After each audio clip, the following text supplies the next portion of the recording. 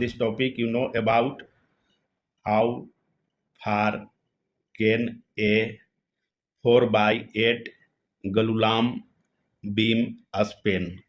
You have to figure out the maximum span length for a 4 by 8-inch glulam beam. And you know the glulam beam is a stand for glue laminated timber, and it is made from multiple layers of thin sheet of dimensional lumber with adhesive material which bearing water resistance and highly durable, and this can be used as beam header and column in building construction as a structure engineering wood product. Here we make a rough diagram to understand about the different dimension of this beam. This one is a rough diagram of the beam. This is the span length you have to figure out.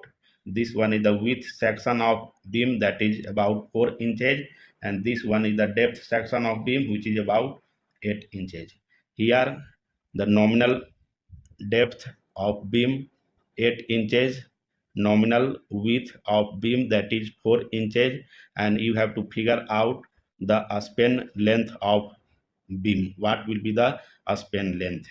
The span of glulam beam depend on many factors like the building code in your area,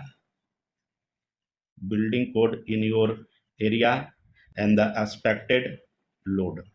What will be residential load? The residential live load may be about 40 pound per square footage, and the dead load is around 10 pound per square footage, and the total load is about 50 pound per square footage. But here we calculate the span length for a glulam beam according to thumb rule. The thumb rule for a span length. What will be a span length?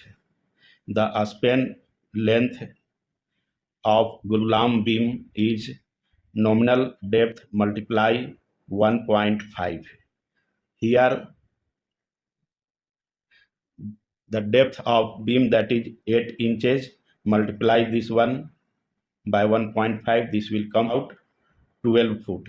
It means a 4 by 8 glulam beam can span maximum distance of about 12 foot. This is the span length for a 4 by 8 inch glulam beam. Thank you.